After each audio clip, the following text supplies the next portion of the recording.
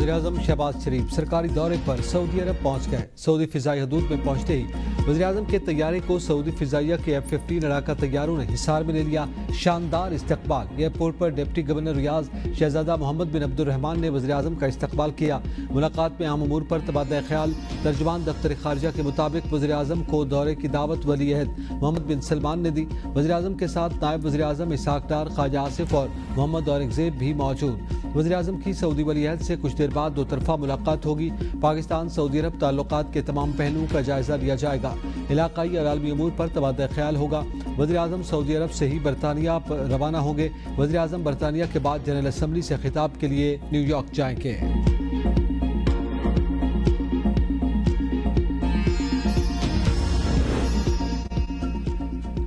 पाकिस्तान के हीरो अरशद नदीम एक बार फिर कुछ देर बाद फतह के लिए तैयार। टोक्यो में जैवलिन थ्रो का क्वालिफायर राउंड 4:45 पर शेड्यूल।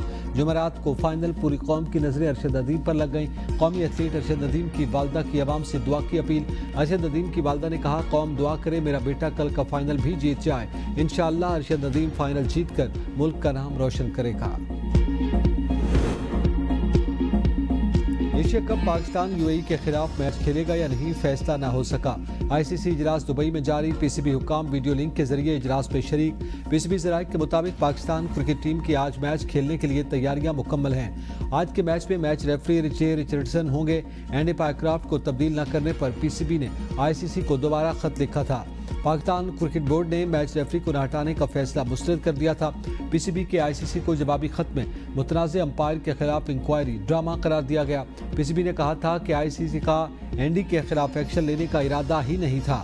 बराए नाम इंक्वायरी में वाक़े के किसी गवाह से रब्ता नहीं किया गया। एंडी हाथ न मिलाने का पैगाम देकर सियासत में मुलव्विस हुए।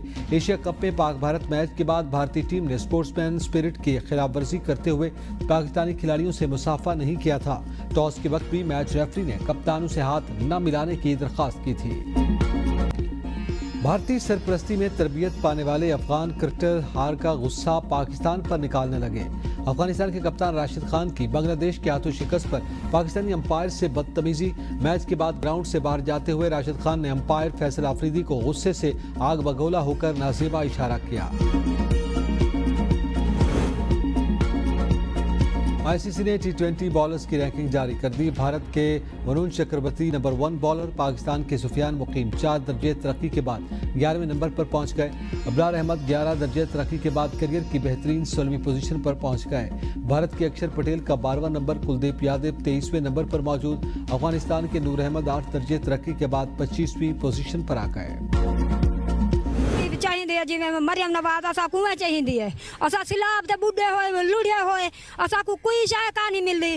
पक्के आले खादी वेंदे जो है पक्के आले बल्ला झुलान खादी वेंदे गमाणी खादी वेंदे सुनी। असा को कोई चीज असा को सवेले दैती बाण ते बिलाते गन कोई चीज का नहीं मिली असा को। वज़ीर मरियम नवाज अहमदपुर शर्किया का दौरा मुकम्मल करके वापस रवाना। इमदाद से महरूम मुतासरीन ने कैंप उखाड़ दिया। वज़ीर आला से गिले शिकवे। वज़ीर आला की शरीफ में सैलाब मुतासरीन से मुलाकात। वज़ीर आला को सैलाब मुतासर इलाके के बारे ब्रीफिंग दी गई। मरियम नवाज शरीफ बजरिया हेलीकॉप्टर नवा इलाका बलन झलन पहुँच गई। मिंचन बंद का दौरा भी किया।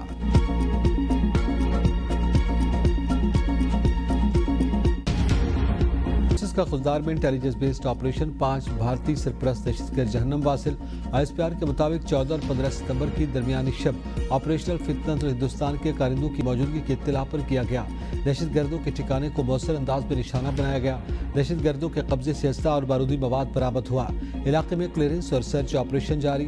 पाक फौज का मुल्क से भारतीय सरपरस्त दहशतगर्दों के मुकम्मल खात्मे के अज़्म का इयादा। वफाकी वज़ीर दाखिला मोहसिन नकवी का खुशदार में भारतीय स्पॉन्सर्ड दहशतगर्दों के खिलाफ कामयाब ऑपरेशन पर सिक्योरिटी फोर्सेस की तारीफ।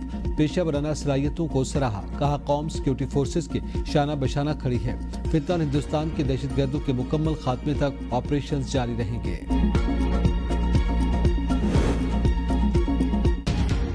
पंजाब में सैलाबी पानी उतरने लगा। हर तरफ हौलनाक मनाजिर। किसी ने प्यारे खो दिए तो कोई घर से महरूम हो गया। محفوظ مقامات اور ریلیف کیمپوں میں بیٹھے لاکھوں متاثرین بے بسی کی تصویر بن گئے۔ جلال پور پیروالا میں باپ بیٹی کی لاشیں برآمد، دونوں سیلابی پانی میں بہہ گئے تھے۔ اموات 11 ہو گئی، 47 لاکھ افراد بے گھر، کئی بستیاں اور مکانات کھنڈرات میں تبدیل۔ علی پور کے نوائی علاقے سلطان پور میں سینئر صوبائی وزیر مریم اورنگزیب دیگر وزراء کے ساتھ راشن لے کر پہنچ گئی۔ حکومت کی جانب سے ہر متاثرہ فرد کو راشن کی تقسیم یقینی بنانے کی کوشش۔ نواب شاہ میں درمیانے درجے کا سیلاب، نوجوان ڈوب کر جاں بحق، لاش سول اسپتال منتقل۔ کچے کے 40 سے زائد دیہات زیرآب، مقامی افراد کی نقل مکانی جاری۔ گڈو بیراج پر 5 روز سے اونچے درجے کا سیلاب برقرار، پانی کی آمد 5,81,000 اور اخراج 5,53,000 کیوسک ریکارڈ۔ کچے کے دیہات ڈوب گئے۔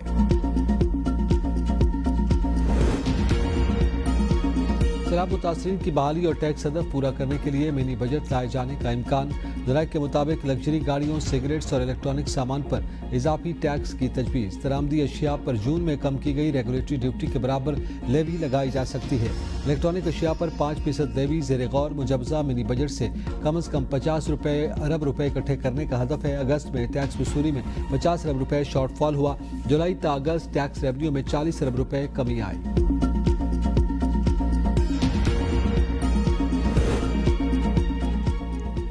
سیلاب متاثرین کا تحفظ ترجیح، سیلاب سے متاثرہ کسانوں کی مدد کے لیے پلان تیار کر لیا۔ وزیر اعلیٰ سندھ مراد علی شاہ کی میڈیا سے گفتگو، کہا چیئرمین پیپلز پارٹی نے وفاق سے زرعی ایمرجنسی لگانے کی اپیل کی تھی۔ سیلاب کے پیش نظر سندھ حکومت کی مکمل تیاری ہے، تمام بند محفوظ ہیں۔ پنجاب میں سیلاب آیا تو سندھ حکومت نے تیاری شروع کر دی تھی، تمام اضلاع میں عملہ تعینات ہے۔ گڈو بیراج پر سیلابی پانی میں کمی آئی، سکھر بیراج پر پانی کا بہاؤ برقرار۔ پنجاب میں پہلی ای ٹیکسی اسکیم کا آغاز، پہلے مرحلے میں 1100 الیکٹرک گاڑیاں چلیں گی۔ گاڑیاں 5 سال کے آسان اقساط پر فراہم کی جائیں گی۔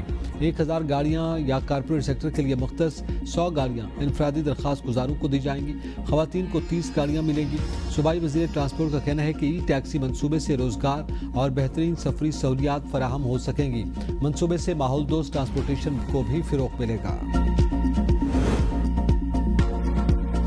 خیبر پختونخوا کے خلاف شراب و اسلحہ برآمدگی کیس، علی امین گنڈا پور کے وارنٹ گرفتاری برقرار۔ اسلام آباد میں وکلاء کی ہڑتال کے باعث سماعت بغیر کارروائی، 23 ستمبر تک ملتوی۔ علی امین گنڈا پور کے خلاف تھانہ بارہ میں مقدمہ درج۔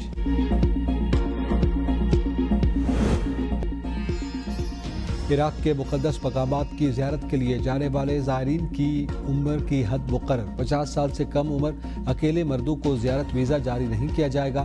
عراقی حکام نے نئی ہدایات جاری کر دی، کم عمر مرد خاندان کے امراء درخواست دینے کے اہل ہوں گے۔ آزاد کشمیر کشیدہ صورتحال، قانون ساز اسمبلی کا ہنگامی اجلاس کل طلب۔ اجلاس میں آزاد کشمیر کی موجودہ سیاسی و معاشی صورتحال پر تفصیلی غور و خوض کیا جائے گا۔ ذرائع کے مطابق بھارت کی جانب سے پاکستان اور آزاد کشمیر میں سیاسی افراتفری پھیلانے کے حوالے سے منظر عام پر آنے والے سائفر پر بھی بحث متوقع۔ بھارت کے منفی پروپیگنڈے کا مقابلہ کرنے اور توڑ کے لیے مربوط حکمت عملی پر غور ہوگا۔